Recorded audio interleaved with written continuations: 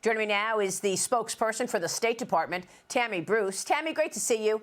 Thank you so much for being here. And I know Secretary of State Marco Rubio, as well as President Trump, have kept the heel of the boot on the neck of Iran. What are your thoughts on all of this, and what should we look forward to in terms of the Iranian talks with America?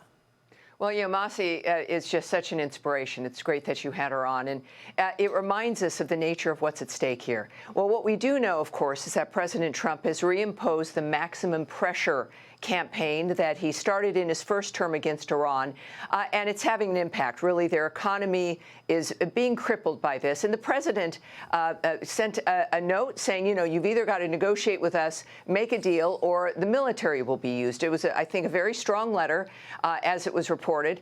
And Iran doesn't have many options. They've really got to address the fact that the world that they knew it is over.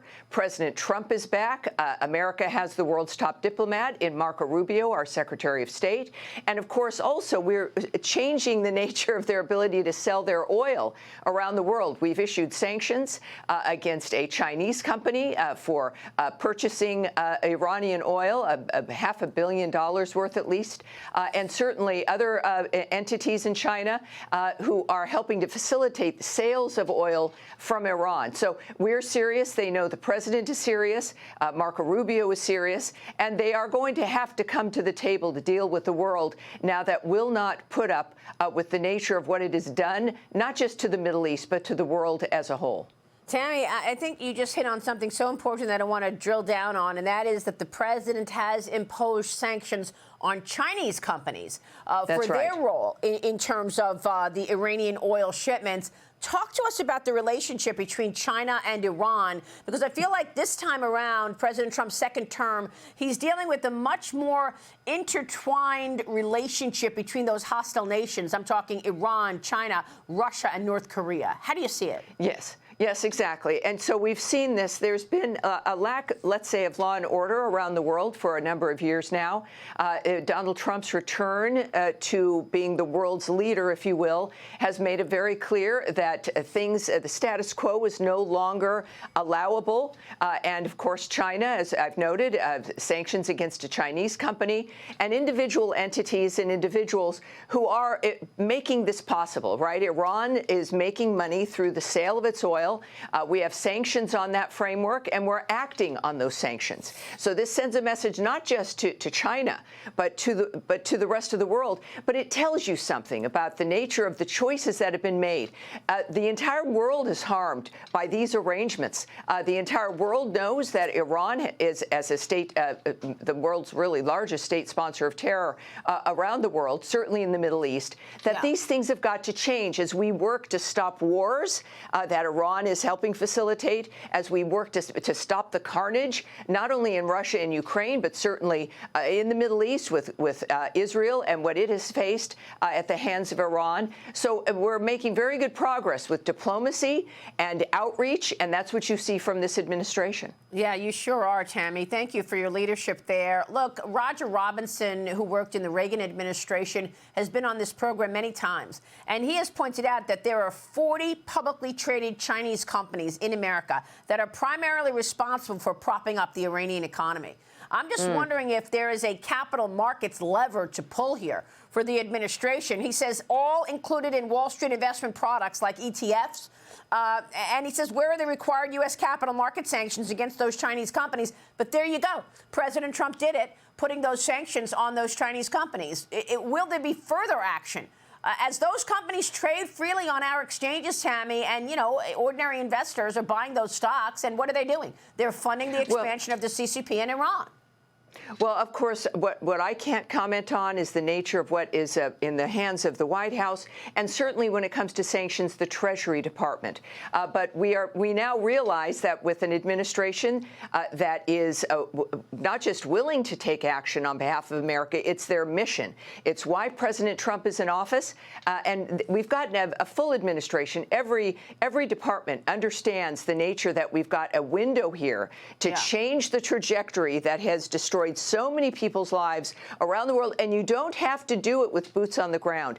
You can do it within this framework. America's got the tools to do that, and we'll see. But obviously, President Trump is delivering on the mandate he was delivered, and certainly Secretary of State Marco Rubio is an arm in that framework of implementing the Trump vision. And it's going to be an exciting 4 years, one that improves people's lives, saves lives, and ends the carnage that bad actors around the world have relied on for far too long. And then, of course, there's the anti-Semitic protests on college campuses that the Trump administration is cracking down on while targeting foreign students who promote Hamas. ICE wants a foreign-born Cornell student who led pro-Hamas protests to turn himself in, Tammy, as you know. More demonstrations expected today at Columbia, even after the university partially agreed to Trump's demands to crack down on campus anti-Semitism. Masks are now banned on campus. Police are getting more power to stop out-of-control protests. And the White House has revoked $400 million in Columbia's federal funding over this. Tammy, what do you see happening next here? Well, this is a very important public conversation, and because we haven't really had it before, about the fact that if you have a visa or a green card, neither one of those things are birthrights.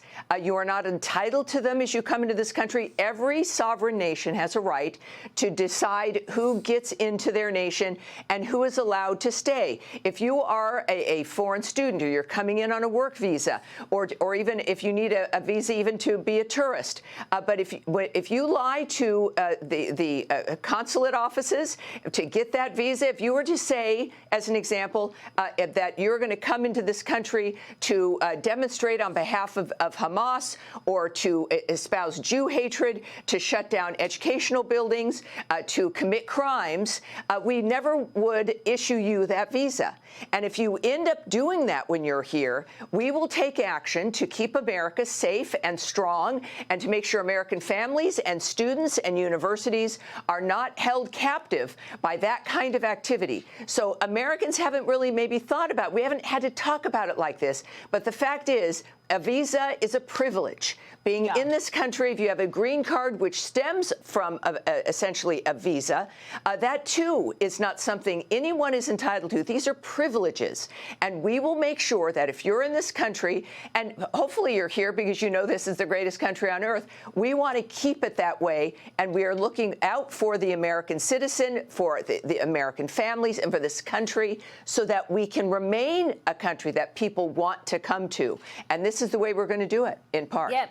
But, Tammy, we know that China has been undermining America now for decades, stealing our intellectual property, sending spy balloons and all these other ways that they're trying to surveil Americans and certainly our military installations. What do you want to say about China as Montana Senator Steve Daines is meeting with a Chinese premier right now, and U.S. executives are in Beijing this weekend? Daines is the first U.S. politician in Trump's second term to publicly sit down with a top CCP official. Daines said that he voiced the president's ongoing calls for China to stop the flow of fentanyl into the country, hoping for further high-level talks in the future, as President Trump sanctions those Chinese oil companies and a terminal for purchasing and storing Iranian crude oil. Tammy, you've said this. Your quote is, these sanctions are being imposed pursuant to President Trump's maximum pressure campaign to drive Iran's oil exports, including to China, to zero. But the president also pushed back on reports that Elon Musk was briefed on the Chinese war plans last week. That was a big story, that he was going to the Pentagon, and then it ended up that, no, he was not shown any China-sensitive information. How do you want to deal with China today in the State Department? Well, you're already seeing the commitment that comes from Marco Rubio.